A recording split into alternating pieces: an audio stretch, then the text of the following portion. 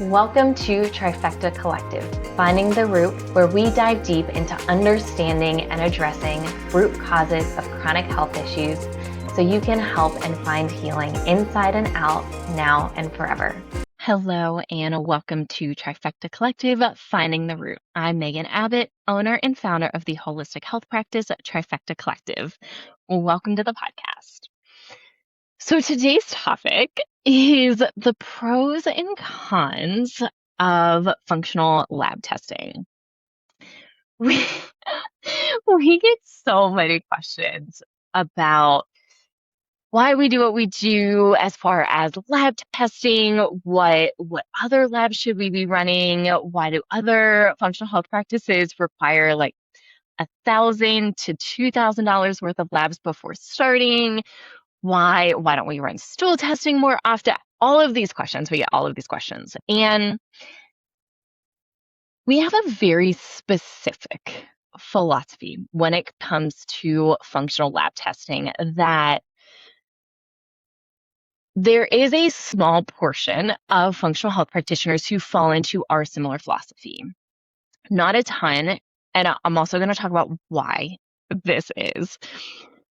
There are a few of us, a handful of us, that don't run a ton of functional labs. And what I will tell you, the people who are not running a ton of functional labs are the people who are really interested in root cause healing, in knowing the cost-benefit analysis of functional lab testing, especially in regards to client-patient financial health, which I think we need to consider when we're looking at overall health and root cause healing, because that does play a really big role here in all of our lives. And I also want to explain why so many practices run so many labs. And so I really want to talk through this, and then I want to talk our philosophy and a lot of the reasoning behind why we do what we do as far as lab testing is concerned.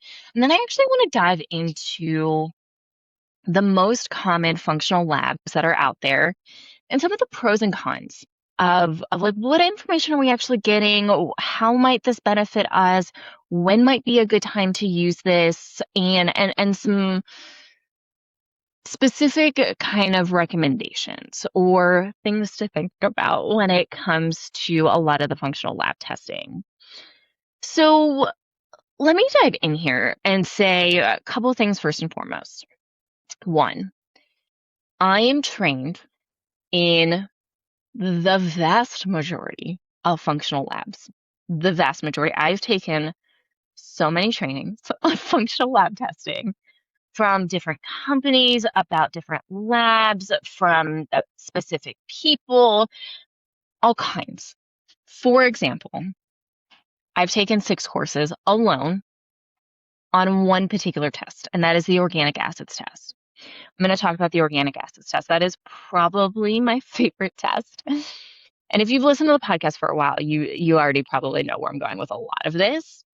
But that test has very particular value across the board, where some of these other tests don't. And that is why I took additional courses specifically on that test. I also wanted to get a better understanding of mold illness, how mold can show up in the body, different things to consider when looking at mold illness, and in designing healing protocols to support more complex clients, specifically with mold, but also for a lot of mental and emotional struggles like anxiety and depression. I've taken courses on almost all of the other ones though. So, and especially between me and Caitlin, our newer practitioner, one of the reasons why we brought her on specifically is because she also has a very strong foundation in functional lab testing. And she also shares a lot of our philosophy when it comes to functional lab testing. So, and by the way, Brendan is trained in functional blood chemistry. We use that heavily in our practice. And once again, I'm going to talk about why that is. And she has additional qualifications and certifications in other areas like nervous system regulation that are extremely valuable. And so the goal is in bringing on a newer practitioner with someone to complement all of us and to bring something a little bit different, but also be able to give me a little bit of depth as far as support when it comes to helping clients as we continue to grow on that side of things, because it can be a lot of work. By the way, like each functional lab test can take me anywhere from 30 to 90 minutes to review, which, by the way, is incredibly common if you're working with a practitioner who is trained in these labs, is also interested in helping you heal. Some practitioners are not trained in these labs and will still run them and will simply look at whatever the lab test says and take that as your protocol. As always, one of my biggest goals of this podcast is education. Education is power, knowledge is power. The more knowledge that you have, especially on the back end of how a lot of us work, I just think the better questions and information you can go into this with so that you can make the best choices for you. Whether that's us or someone else, there are many, many, many good practitioners out there, really good practitioners. And we're not for everyone. They're not for everyone. And it's about finding the right fit for you in your healing journey. And there's a lot of factors that go into that. And once again, I think asking good questions and having some back end information going into this can go a long way. So let me backtrack and kind of start from the beginning here. So when we look at certifications in the functional holistic health space, there are some programs that teach no testing. For example, the certification program that all three of our practitioners went through originally, the Nutritional Therapy Association, does not cover any testing. We zero testing. Many of us end up going on and doing other programs to complement that particular program to get more knowledge on lab testing, whether that's blood work, whether that's stool testing is probably the most the second most common. I'd say HTMA is probably the most common, hair tissue mineral analysis, because it's easy. It's one of the easier tests to interpret and to look at. It's also a very low cost considering functional lab testing. Then there are other programs, and I don't like to name names, so I'm not going to name names.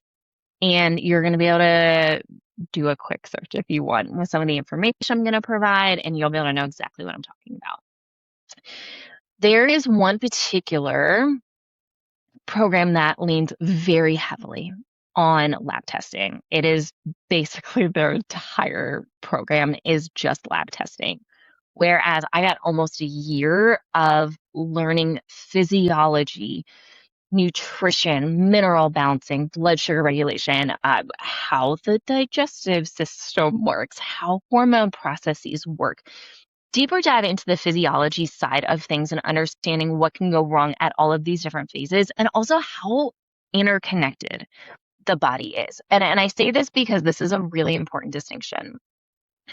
So this other really big and popular program that I'm talking about, by the way, is a program I will often recommend. If someone asks me, I try and get a little bit more information as to like what are you looking for? How are you trying to work? Like in what capacity? What are you trying to learn?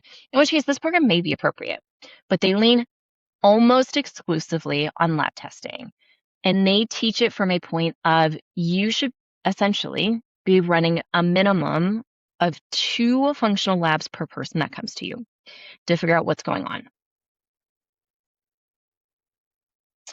I wholeheartedly do not agree with that statement.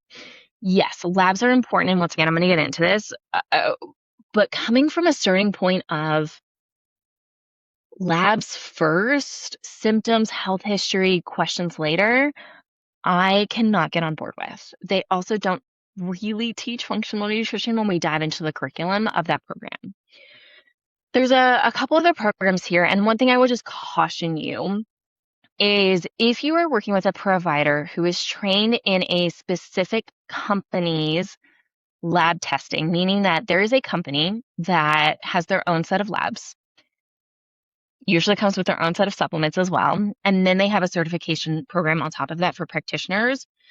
They are only teaching their own labs, their own supplements, and you better believe that they're pushing testing and supplements hard because that is how a lot of people make money.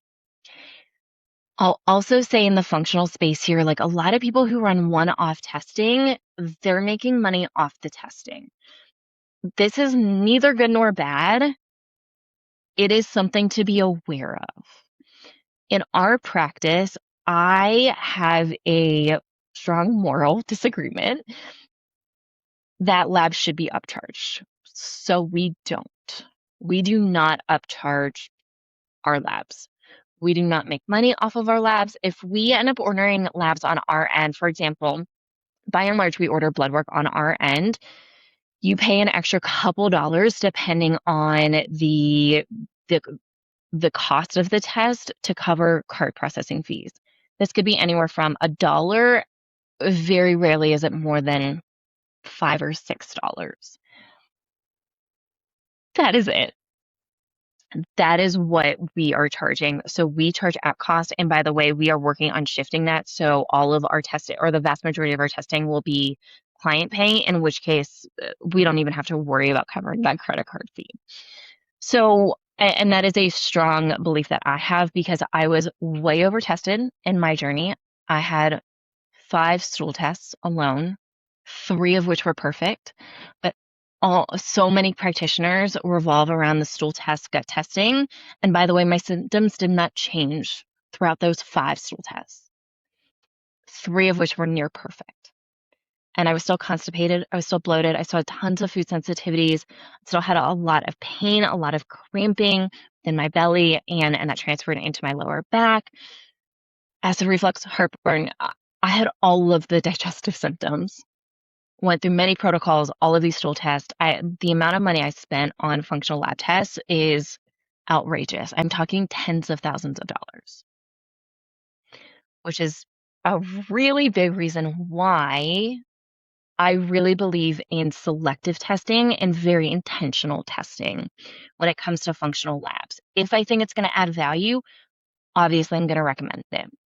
If I do not think it's going to add value, it is up to the person. If they want to spend the money on it, cool, great. Let's talk through it. Let me give you some pros and cons, which is why I'm doing this episode of what, the benefit and or the not benefit of running these functional labs, and then determine, is the cost worth it? Once again, I spent I spent a small fortune on trying to heal myself, and I know how expensive. I know we're not cheap, and we are very middle of the road with pricing, and we are a very high touch point practice, which is very challenging to find. There is not a ton of us, and I highly believe in that. And the reality is, yes, we absolutely should be charging more. I'll tell you, every business coach I've ever worked with, one of the first things they say when I share our packages and pricing is, why aren't you charging more? We have raised our prices once or twice in the last 5 years. And by less than $50 a month for all of our pricing. Just to put this in perspective for you. So I think that's important to know and acknowledge what is the background of this person, where are they coming from, and were they taught a functional test first and foremost, or get to know the person, symptoms, health history, look at maybe some labs that were already run, and then make a decision. There is no right or wrong. Once again, knowledge. It is your choice. It is your body. It is your health, and you should have the appropriate information when it comes to all of this. So that's a little bit more about our philosophy. And once again, we do test, we do functional lab testing. We have access to just about all of them that are available on the market. We know how to interpret the vast majority of them. There are very few that I say, like, no, I cannot interpret that. We're between Caitlin and I, we cannot interpret that. So just as a reference point, if you ever want to have a functional lab run, blood work run, you cannot find someone to do it, please don't hesitate to reach out to us because I guarantee that we can get access to it. And we will certainly let you know upfront whether we can interpret that or whether say, hey, we can order it and you're going to have to go to someone else and we can refer you to someone who knows how to who knows how to interpret it, because we do have a pretty large network of other practitioners that we know that we can work with. If you need like a prescribing practitioner, like certainly we usually have some recommendations there too. So we have people that we often can refer out to as needed. So for us, we almost always start with blood work. And during that free consultation that we offer, completely free, as long as you show up, we would love to also look at your labs, which once again, you're going to be really hard pressed to find a practice that will even touch your labs before you spend any money with them. Very, very hard to find. We actually prefer it that way because, and here's the thing, if you've had a consult with me and you've maybe not had labs, or maybe like we have like very partial labs, I say this all the time in my consultations. I need to know what your root cause or causes are, at least at a baseline, before I feel comfortable being like, hey, this is what it would look like to work together. Because I need to feel confident that my practice can help you. Because once again, I have worked with practitioners who as a client, I was out of their scope of practice and they did not tell me. I've worked with practitioners who did not know enough information and I got incredibly hurt from them. My goal, and I'm not saying I'm perfect by any means, I'm not saying our practice is perfect, and we stay within our scope of practice 100%. And that is super important because people really tiptoe those lines quite a bit. So we start with blood work. And the reason why we start with blood work is if you really know how to interpret blood work gives us so many answers and so many insights. Here's the problem. You know, the course that we all took, all three of us took, was very heavily rooted in root cause health and healing. And by that, I mean, in the course, we weren't learning just like, what is the immune system? What is a metabolic panel telling us? It was, hey, here are highs and lows. Here are the functional ranges. Here are highs and lows. Here are all the possibilities of all of the highs and all of the lows of what this can mean. And more importantly, here's what this test is telling us.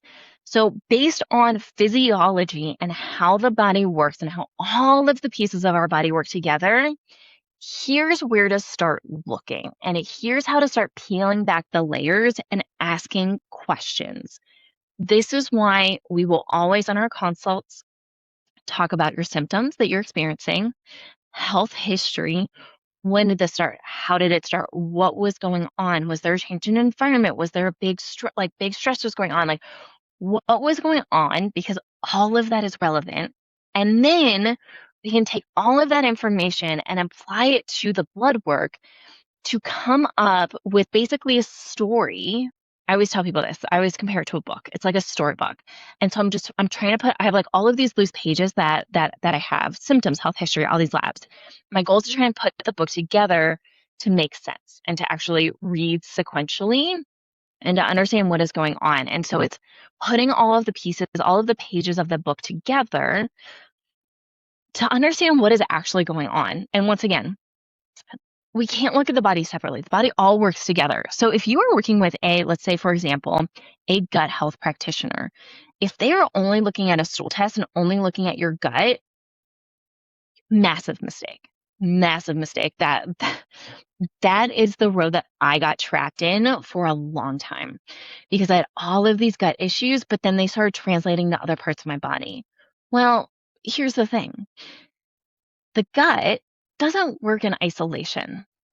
The gut and digestive system overall is impacted by numerous things, and it also impacts so many other things. So if we think about foundational health starts in the gut, it's like, okay, Cool. Sure, I can follow along with that. Except, why are we also not looking at all of the things that are impacting the gut and addressing those? Because if we just do some basic killing protocol, let's say we figure out you have SIBO, small intestinal bacterial overgrowth, or H. pylori, an overgrowth within the stomach itself. Why would we only kill that? Why would we only kill that bad bacteria? Of course it's going to come back. Of course SIBO is hard to kill if you're only looking at SIBO.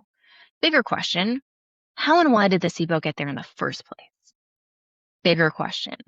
Blood work can help us answer that. Sure, stool testing can give us some answers. Not very many other answers other than what is actually going on within the digestive system itself. Doesn't give us a lot of information about toxin load. About, we do get insights into stomach acid production, digestive enzyme health, the immune system. But also, once again, if you don't know the pros and cons of a stool test, you can also misinterpret a stool test pretty darn easily. Here are two things that I know that I see this mistake all the time with so many other practitioners. They look for yeast and fungal issues within stool testing. Well, here's what I know. It takes a long time for yeast and fungal overgrowth issues to actually translate into the large intestine and come out via stool. It takes a long time. You've got to have a pretty significant overgrowth. I also know that it's going to come out a lot faster in urine. And so while it may not, like yeast and fungal issues like candida, may not show up on a stool test, doesn't mean they're not there. Parasites, great example. Once again, if you've listened to any episode where I've talked about parasites, you are going to laugh at this. So parasites almost never show up on a stool test. You have to have the right moment in time, the right bowel movement, the right time of the month. Like all of these things have to line up because parasites almost never show up on stool tests. And if they do, probably have a really significant overload or you got the perfect timing right. And that's really hard to do. And there's no magic answer as to like, how do I get that timing right? I also know that the best way to look at parasite overgrowth patterns and true indications is to look at blood work at the differential part of the CBC. Here's the other thing I know. That is also not perfect because when we look at the differential part of the CBC, there are 5 markers on that. We've got neutrophils, lymphocytes, monocytes, eosinophils, and basophils. Those, especially the percentages, have to add up to 100%. Of course, if we're doing percentages, they have to add up to 100%. So if one thing is astronomically high, let's say we've got really bad SIBO, small intestinal bacterial overgrowth, those neutrophils are probably going to be pretty darn high, which means that we may see lymphocytes, monocytes, eosinophils, and basophils all trending pretty low. This does not mean then that you don't have a parasite overgrowth problem. It just means that your body's going to prioritize what is the highest and biggest issue going on at that moment, which once again, we can address that. Cool. But then what? It's going to come back if we're not looking at the bigger picture, which is why we need to look at all of these things all together. Hormone testing is another really big one. So many practitioners specialize in hormones and only look at blood work or maybe like a Dutch test, which is a urine test for urine or saliva for sex hormones. Okay. So if we're looking at hormone and hormone imbalances, well, especially in women, hormones are impacted by almost just about everything. Stress. And I'm talking big picture stress. Go listen to the big picture stress podcast episode. Really open your eyes into what we consider stress. Big picture stress. Time of the month plays a big role in this. Gut health, toxin load, drainage pathways, cortisol, thyroid, all these other stress, blood sugar imbalances, mineral imbalances, all of these things impact our hormones. So why would we only focus on hormones when we have to look at all these other things impact hormones? Why would we not look at those? Otherwise, we're just going to be throwing a bunch of supplements or dietary restrictions at someone And at what point are they going to be able to come off? How is the body supposed to rebalance and heal itself, which it is fully capable of, given the right conditions? How is it supposed to do that if we're looking at the body in sections, which, by the way, is what Western medicine does? Western medicine has a time and a place, of course.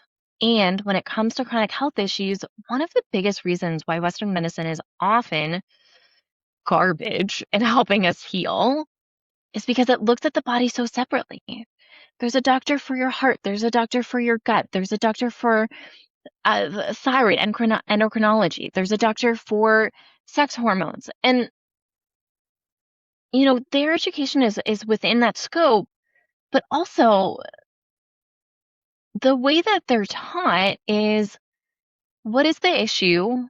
What is the medication that corresponds with said issue? That's not root cause healing. That's symptom managing. So many practitioners within the functional health space take that same knowledge, expand it with extensive blood work, with extensive functional lab testing, and then do the exact same thing and symptom manage you piece by piece by piece. This is how so many of us end up on 15, 20, 25 plus supplements for sometimes years or decades without seeing any major shifts, because we're doing the same thing Western medicine does, just on a bigger scale with supplements versus medications. And it can be far more expensive than trying to even go to a Western medicine physician, because at least if you have insurance is going to cover some of that. Still not going to get a lot of answers. You'll get more answers, but you're not getting how all of these answers fit into each other. And what are the systems that need to be addressed first? What is the order of operations that we go in? And that's a big thing that we talk about in our root cause healing modalities, is this root cause healing, because we start big picture. What are the biggest contributors to someone's chronic health issues? And those do vary a little bit person to person. Some of them don't. And then we can kind of work our way in. Because if we address, for example, drainage pathways is a big thing that we address first and foremost. Why? Well, drainage pathways at the most basic level take things that should not be in our body and get them out in some form or fashion. Okay. Well, if we have things that we can't get out from a digestive standpoint, if we have toxins, if we have pathogens that we're not able to properly get out, well, those toxins, those pathogens are likely to grow and or feed things that we don't really want fed in our body. Bad bacteria, for example, yeast and fungal issues, parasites. We don't want those to be fed. We don't want them to grow and expand, because we all have bacteria, yeast, fungus, and parasites in our body. No big deal. We're all fine. Except when they travel to places that they shouldn't be, and or they're in quantities that they shouldn't be. So we need a way to get things out of our body that shouldn't be there. Those also impact hormones, because guess what? PCOS, part of PCOS is often excess testosterone and or excess androgens. Okay, well, if we've excess something's probably going on with these pathways to get excess things out. Estrogen. A lot of women especially, have either too much estrogen and or higher estrogen to progesterone ratios, which causes us a lot of symptoms. Perimenopause, blanket. And this is our progesterone's naturally going down. That is what our body is supposed to do. But then if we don't have our estrogen pathways, like if any excess estrogen can't get out, welcome to the roller coaster of perimenopause. This is a big problem with PMDD. This is a big problem when it comes to hormones. So why would we not look at those things? The thyroid. Okay. T4, which is produced in our thyroid, has to be converted to T3. T3 is the active form of thyroid hormones that our body actually uses. It cannot use T4.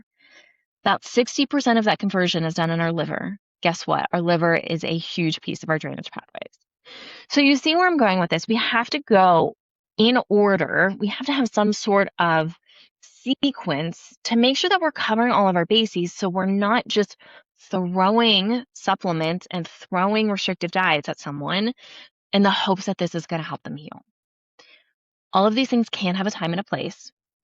And once again, what is that time? What is that place? So those are a handful of reasons why we practice the way we do and we do what we do. So let's start to go over some of the big categories of testing. And if you want a deeper dive into a lot of these tests, we actually did an episode a while back.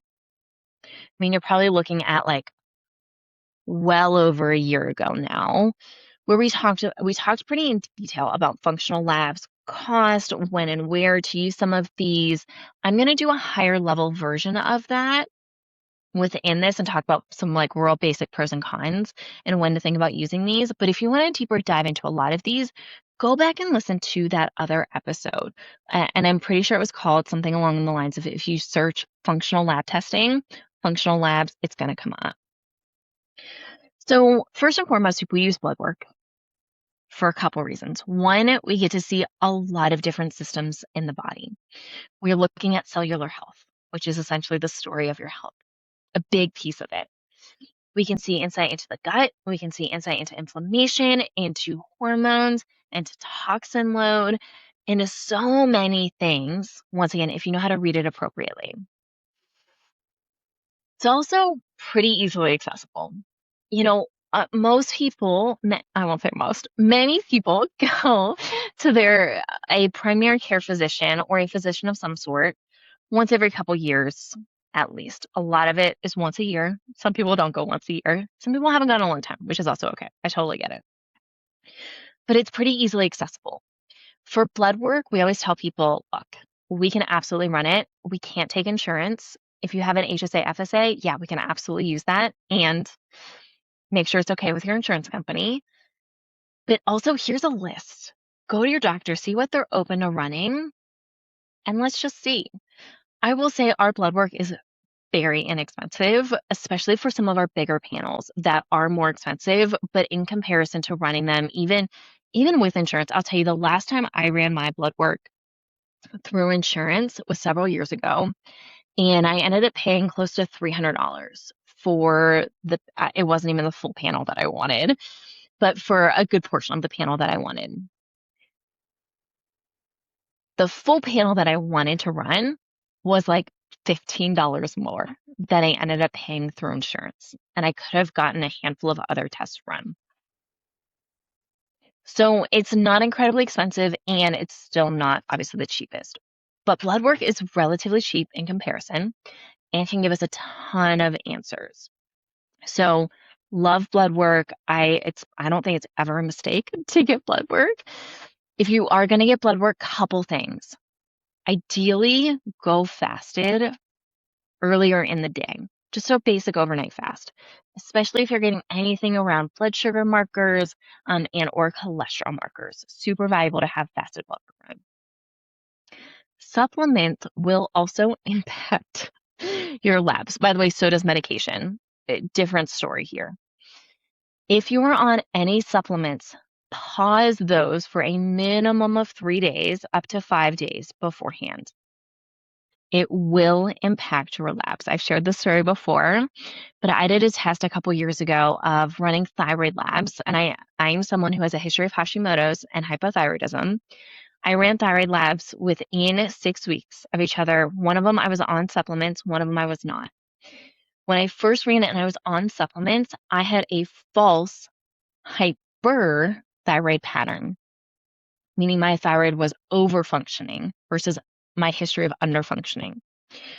Once again, ran it a few weeks later, fasted off of supplements, perfectly fine.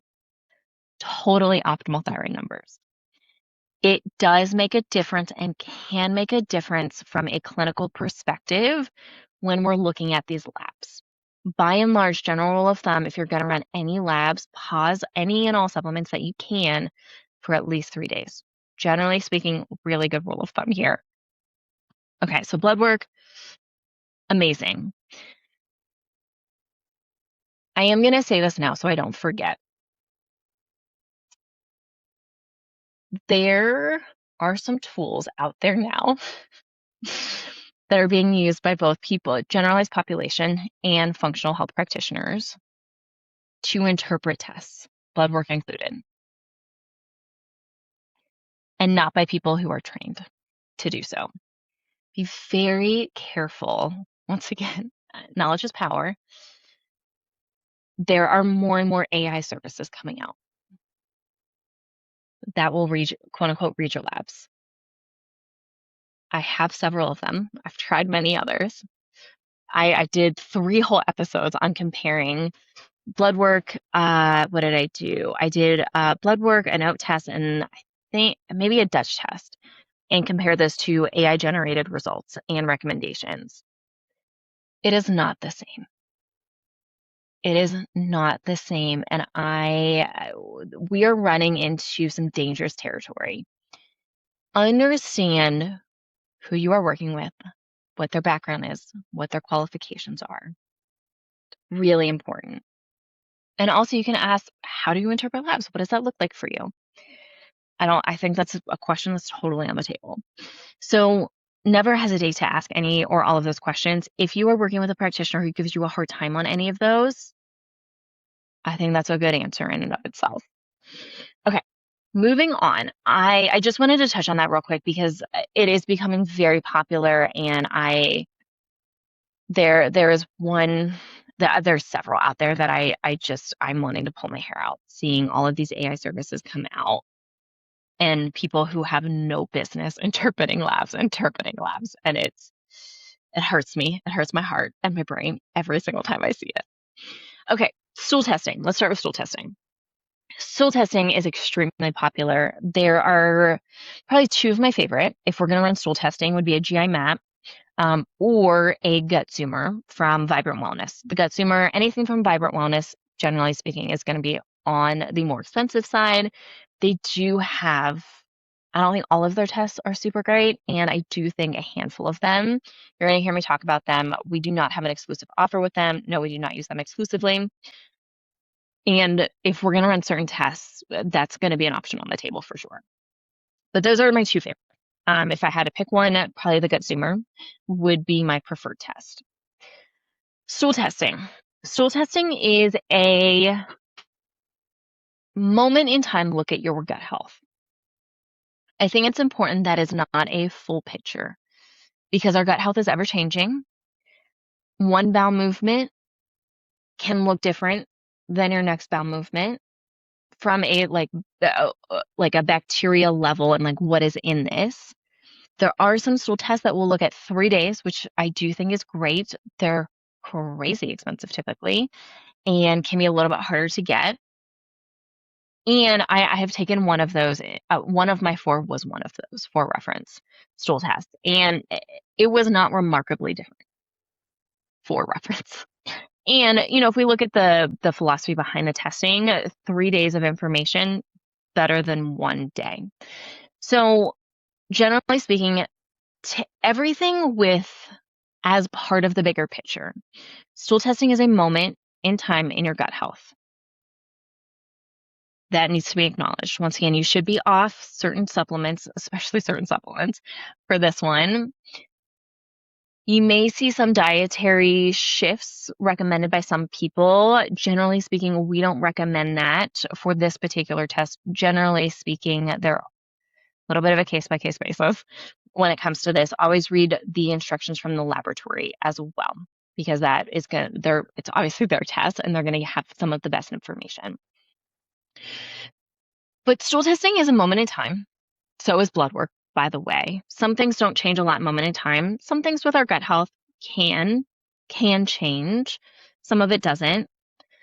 The biggest problem I have with stool testing is we take a look at the gut primarily from a bacterial perspective. Yes, we do get some information on digestive enzymes. I'll tell you, by and large, we can look at those on blood work, though. We get some insight into the immune system. Once again, we can largely look at that through blood work. Some of them do test for parasites. Once again, I already gave my little spiel on that. Some of them test for H. pylori. I'm going to loop that into some of my other bacterial stuff going on here. Some of them test for yeast and fungal issues. Once again, I already talked about that. So largely we're looking at bacteria, which if someone has a bunch of gut issues and we look at the differential part of the CBC and we see those neutrophils elevated, if we see a parasite overgrowth pattern, someone has gut issues. And the approach that we often use, we use broad spectrum antimicrobials, meaning that it's going to address bacteria, yeast, fungus, and parasites in the entirety of the digestive tract. So was knowing that we have H. pylori, specifically bacteria in the stomach, super helpful? No. Because if you've got SIBO, if you've got yeast and fungal issues, like we're probably already, at least a piece of this, we're probably already going to be looking at that. The bigger question is, okay, we have these gut issues. Why? How and why did they get there? That is an answer the stool test does not give us, which is why we almost never run it up front. If we're going to run a stool test, my favorite time to run a stool test is actually at the end of a gut protocol. Because I want to see what's coming up now. Where might we benefit, especially if someone is really looking to like really, really optimize their gut health? Okay, are there specific strains of bacteria that maybe need to be fed a little bit more? That specific and very targeted prebiotic support would be beneficial. That is where I see the real benefit of stool testing is after we've done some big gut work, we've addressed the gut, we've cleared it all out, we've rebuilt it, we've healed and sealed the gut lining, we've addressed all of the upper GI support, your stomach acid, pancreatic enzymes, all of these digestive enzymes. We've addressed all of that. We've healed and sealed the small intestinal lining. We've done some work with that. Now, if we really want to optimize gut health, now is a great time to run a stool test. And especially with my personal one-on-one clients, I will often run more functional labs towards the end if we are really trying to dial things in very specifically. This is the time that I would use it. Once again, there's a lot that impacts the gut. And if we're not looking at all of those things, and once again, the stool test does not give us that information, which is why I don't even think it's very worthwhile to run it up front. Going along with that, a couple other ones that are kind of like gut immune system related. Food sensitivity testing. This is another big one we get asked about all the time. Should I run a food sensitivity testing? Like, what foods do I need to eliminate? Here's the thing. All of us are trained in the wide variety of we call them therapeutic diets, restrictive diets, whether that's GAPS, autoimmune protocol, paleo, Whole30, low FODMAP, low histamine, low oxalate, low salt. I mean, the list goes on and on. We're trained in all of these, by the way. We are well versed in all of them. And here's the other thing that I know. Couple things that I know. One, long-term food restriction will cause food fears and food anxiety, which will lead to further nervous system dysregulation and increased trauma, which then increases food sensitivities and disrupts gut health. Why am I going to start there? Why? If it's going to be really helpful, if someone comes to us with a lot of symptoms, a lot of SIBO symptoms, especially a lot of histamine-related symptoms, I mean, to the point where I'm talking like almost every time you eat, your lips are swelling, your mouth gets itchy, face gets really red and flushed, eyelids get swollen, throat starts to feel like it's closing up. Of course, we're going to talk about a lower histamine or a lower oxalate type of diet typically. Of course we are. That's disruptive to someone's life. A lower histamine diet is going to be less disruptive, give them a little bit of relief. It's going to cause some other stress, but it gives them the relief to be able to at least eat and get some nutrients in their body, which goes a really long way. But I will tell you, like, for example, a low FODMAP diet for SIBO, worthless. Maybe you're a little less bloated. maybe. I was on a low FODMAP diet for at least a year and a half. I was still bloated. I was still constipated. I still had all kinds of food sensitivities. Like, I had all kinds of issues. It took me years and years to be able to add garlic and onions back into my diet. And they were some staples, and they are now staples again because I can safely have those and not worry about bloating or gas or constipation or anything like that. It's a big deal. It's also awful. It's awful. I would not wish that on anyone. So why am I going to use that? Food sensitivities are an immune system reaction. And we're talking sensitivities, not allergies here. Allergies are a totally different system, different thoughts. I'm not going to go deep into it today. But food sensitivities are an immune reaction. Typically, what is happening is you have quote unquote leaky gut or intestinal permeability. Your small intestinal lining, the junctions are coming apart. Particles of food are entering into your bloodstream that should not be there. Your immune system sees that as a foreign object, starts to attack it. You have a reaction. That is what a food sensitivity is. Here's the thing. If you have gut issues, I can guarantee you have leaky gut or intestinal permeability. I can guarantee it. All these food sensitivities aren't going to go away until we address the gut and then heal into your lining, and then also give you the proper support to properly digest your food. And also making sure that you are eating in a way that is supportive for your body, like chewing your food, like really some basic things around digestion. Your sensitivities, your gut health also changes all the time. So what you might be sensitive to right now may be different in 4 weeks, in 6 weeks, in 8 weeks. Really good food sensitivity testing is going to run you usually anywhere between $300 to $400. You know what I could also do for free is have you do a food and mood journal and see what you're eating and how you're eating it and how you're feeling while you're eating. And we can talk about some dietary shifts and changes without spending $300 or $400 and making you afraid to eat eggs for the rest of your life. I also know that to be true. Things to think about. Okay, we've got micronutrient testing. So it's not a super common one we get, but we do get this every once in a while. If you've got issues, if you've got toxin overload issues, if you've got hormone imbalances, if you've got cortisol imbalances, if you've got all of these things, I know you have nutrient deficiencies. I'm also going to be able to see a lot of those on your blood work. Once again, why am I going to have someone spend several $100s for a micronutrient test when I already know they have nutrient deficiencies? And what am I going to do? Supplement with every little nutrient that comes up?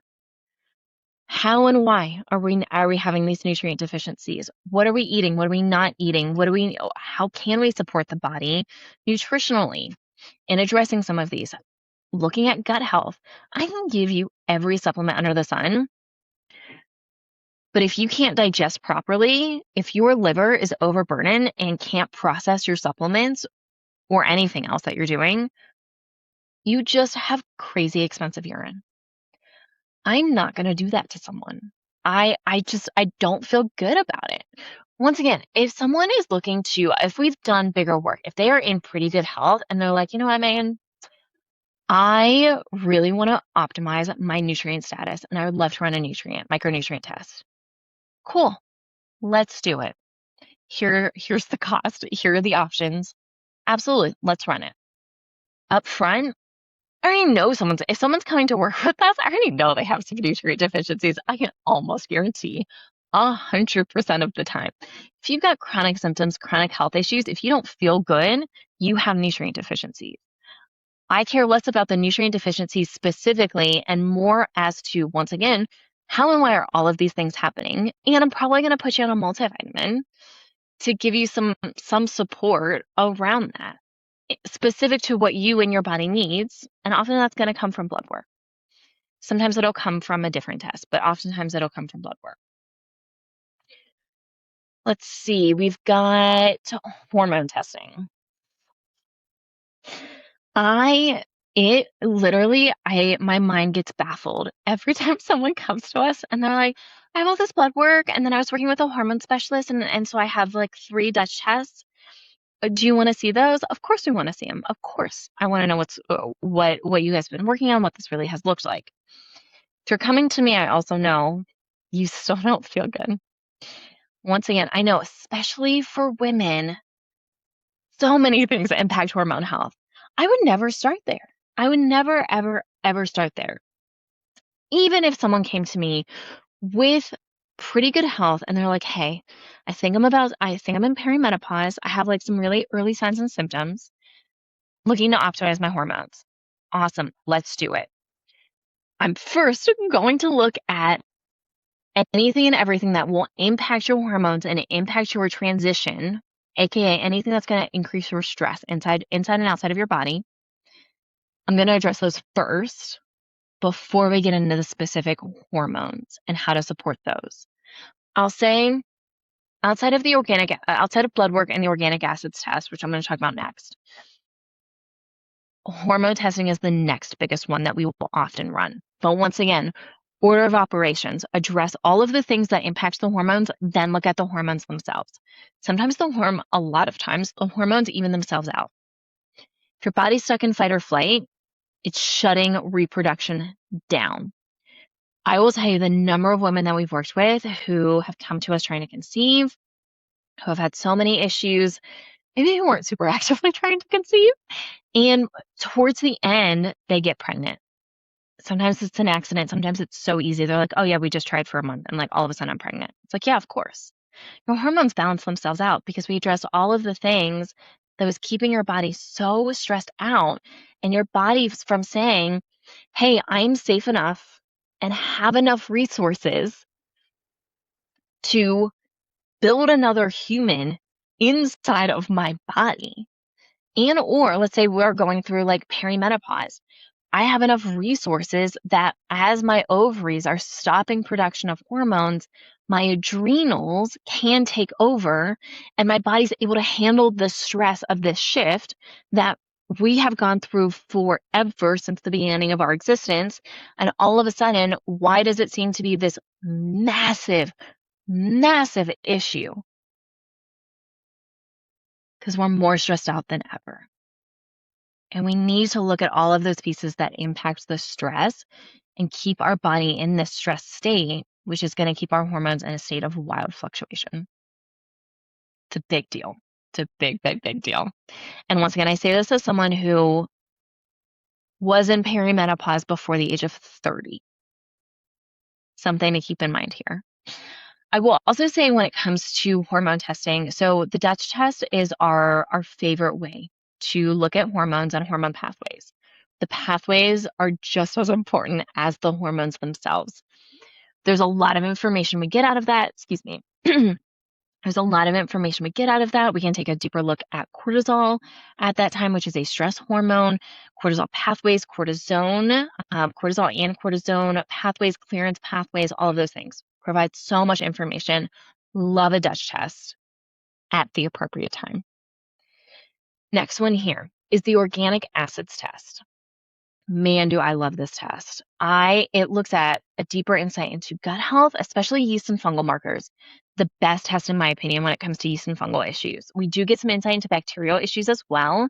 We look at mitochondrial health. We look at toxin load, drainage pathways. It's great for mold and heavy metals. We look at some blood sugar regulation, amino acid pathways, and metabolites. We get information on so many things.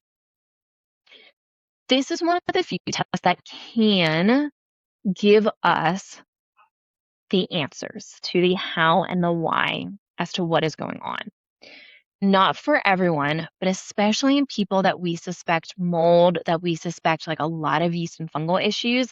And if someone has a lot of yeast and fungal issues, we do want to rule mold in or out because mold is a huge driver of yeast and fungal issues. And once again, if we only address these fungal issues and there is still mold in the body, the mold is going to continue to drive and feed into the yeast and fungal issues, in which case we're never going to get your body's never going to be cleared. And this is a huge piece of the process and reasons. So this is a test that if we are going to run a functional lab test, first and foremost, that is the most common one that we will run if we're going to run one. So huge fan of that. Once again, I also took 6 different courses to be able to interpret this. I've seen some interpretations from some other practitioners, and man, you can tell that they took the course from Mosaic, and they are lacking in full understanding of the scope that this test can really provide to us. I'll also say anyone who has extreme anxiety and or depression, this is the test I'm going to run. We also get a look at neurotransmitter and neurotransmitter pathways. And once again, so many things that impact neurotransmitters and neurotransmitter pathways. Before anyone goes on any sort of medication, I firmly believe that this test should be run first and foremost. I mean, it's like not even a question. Like, I think every physician who is able to prescribe any sort of medication for any of like mental and emotional health should absolutely be trained in this test because it is that valuable, in my opinion. Kind of next set here is kind of looking at toxin testing. And I'm going to go over a few kind of pros and cons of each. First one is mycotoxin testing, aka mold testing, mold within the body. There are 3 main companies that run a mycotoxin test. The only one I will recommend is the one from Vibrant Wellness. This is the most sensitive one, so you don't have to do any kind of work ahead of time that can often be very dangerous for people who are already really sick. It also shows the most amount of mycotoxins. We look at 29 versus I think it's 11 from Mosaic and either 18 or 19 from Real Time. There's also a difference between a mold allergy, which we can test via blood, and mold within the body. Big difference. This is a very expensive test. It is, I can't remember off the top of my head, but it's over $500 for this Vibrant Wellness mycotoxin test. If you run one of the other ones, waste of money because it may not pick up on the ones that you may have in your body. And if you don't do the appropriate work ahead of time, it may not show. You have to be excreting these things for them to show. Toxins is one of the things that if you are not actively excreting, because your drainage pathways are not in a great spot, things will not show. Very important to know. If you're not excreting, it will not show.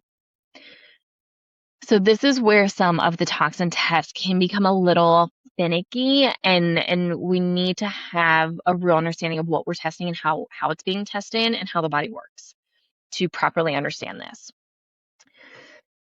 The thing with this mycotoxin test, we work with a lot of people with mold. I would consider us a very mold literate practice. We have a lot of experience. We have a lot of knowledge. We have a very high success rate in helping people heal from mold in less than 18 months, oftentimes less than 12, which is astounding. It really, if you look at most practitioners in this space, like 1 to 2 years at a minimum, and good luck being fully healed. So this is a big deal. The issue we have with the mycotoxin test specifically, we are always happy to run it. $500 is a lot of money, and all it is showing is levels of mycotoxins.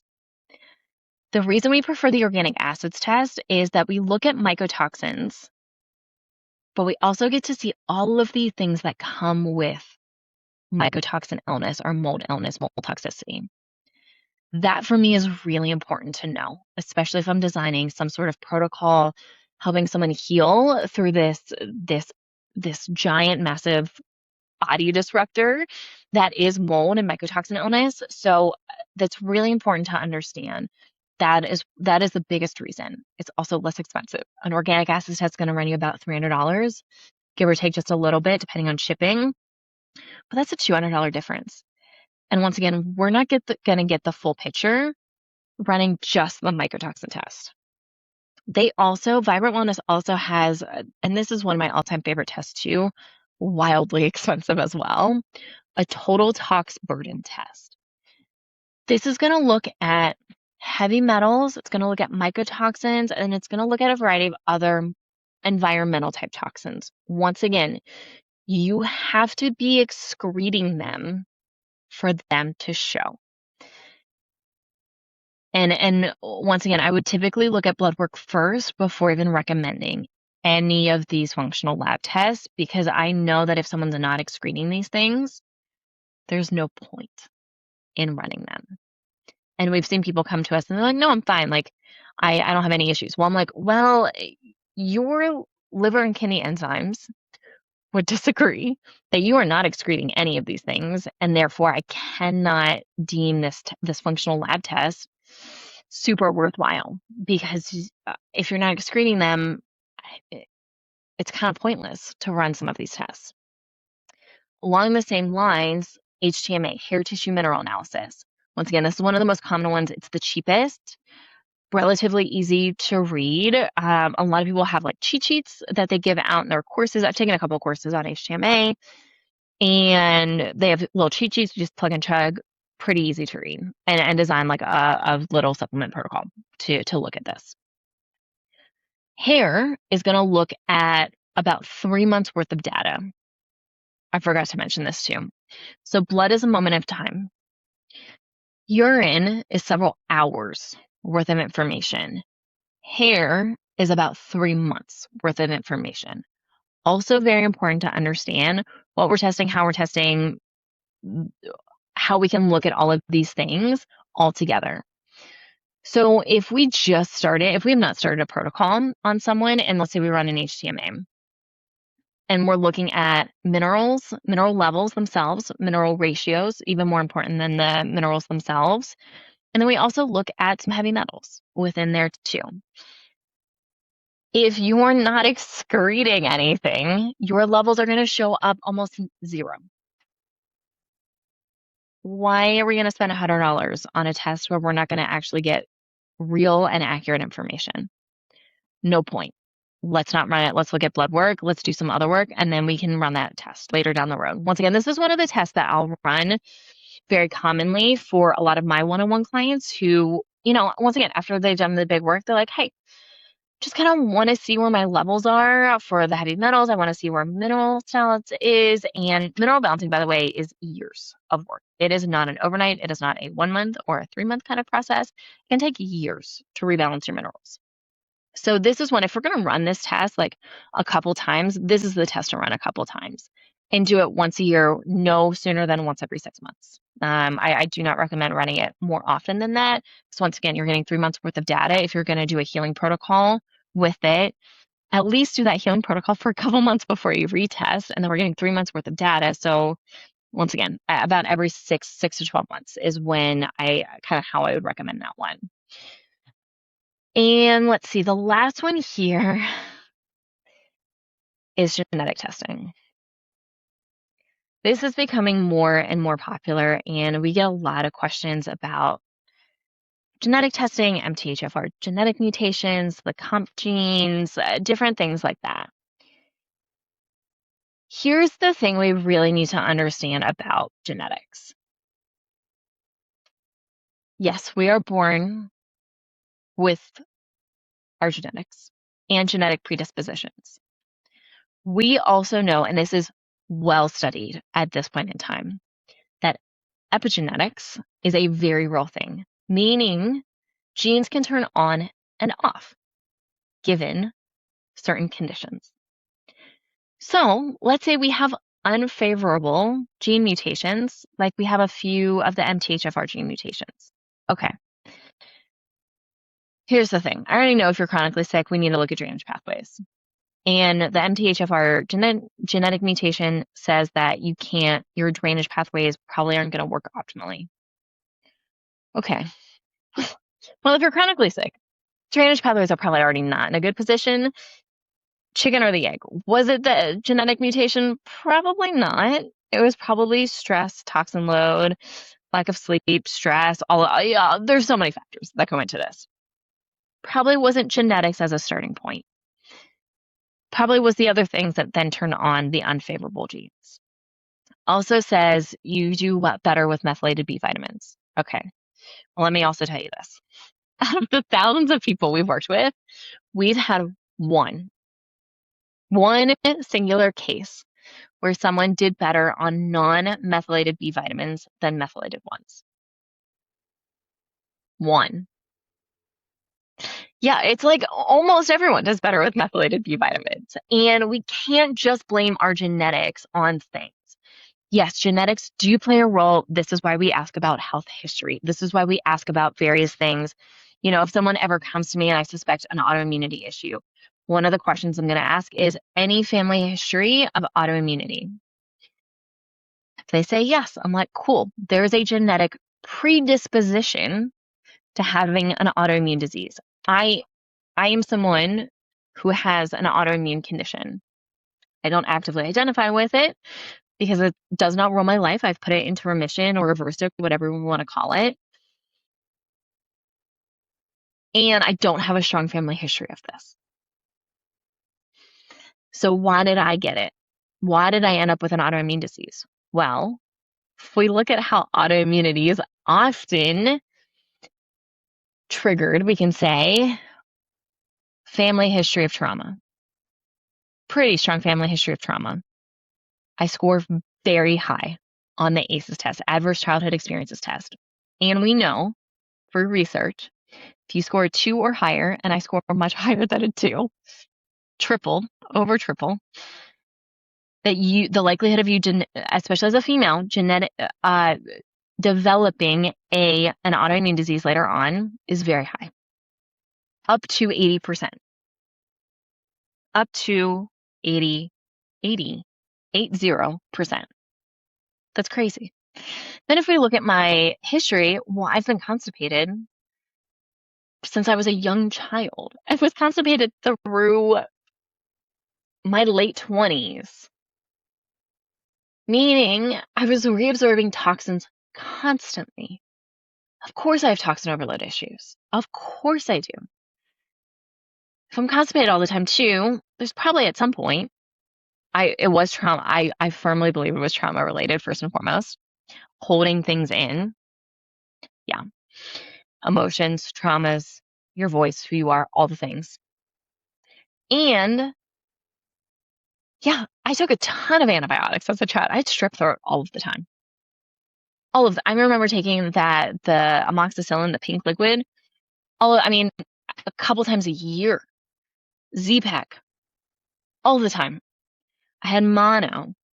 It took me months to recover from mono, and then I relapsed. Of course I'm going to develop chronic Epstein-Barr virus later on in my life. Of course I am.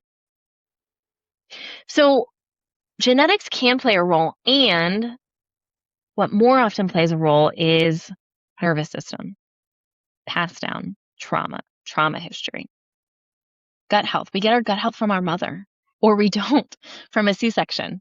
Big deal. That plays a big role. We develop so many of the lifestyle patterns, ways of eating, ways of processing from what we learned and saw as children. So of course things can seem like they're being passed down through their kids. Of course. Do we need extensive genetic testing for a lot of this? My answer is no. My bigger question, once again, is, okay, but how and why are these genes turned on? What unfavorable conditions led to these things being turned on, and how can we give the body more favorable conditions to turn them off? That's a big reason why we don't do genetic testing. There's a time and a place, and once again, I don't think it's at the start of a lot of chronic health issues or someone's chronic health journey going into this. Those are the big ones that I came up with. If I missed one or something, please just reach out. I'm more than happy to chat about it during a live, during another podcast episode, whatever might be beneficial for you. But I felt like this episode was really important to cover a lot of this and a lot of this philosophy, and also why we are seemingly very different from a lot of other functional health practices. And once again, knowledge is power. And the more knowledge and education you can go into working with someone, the better questions you can ask and make sure it's a good fit for you. If you need help with any of this, we can run just about any functional test under the book. in the US and internationally. We do have a new international partner and have some new international capabilities as well. If you need help with running labs, interpreting labs, like please don't hesitate to reach out. We will happily do all of that. Sometimes it is paid, sometimes it is during a free consult, kind of depends on the situation. And we do always offer free consultations, one free consultation per person. And we will happily look at any and all labs. We're not going to do a super in-depth deep dive, but we're going to look at everything and explain a lot of things to you. I will say the number one feedback that I personally get from doing these consults is you told me more in 30 minutes than my primary care doctor has told me in the last decade. That is the goal. That is the goal, to help people heal. And I believe everyone can heal given the right conditions. And the bigger question is, what are those right conditions for you and your body? And what has kind of gone wrong or gone haywire? And how do we support your body to help it be in the most optimal condition? Thank you for listening. As always, please like, subscribe, follow. If it resonates, 5-star reviews really, really, really mean the world to us. Thank you for listening, and we'll see you next time.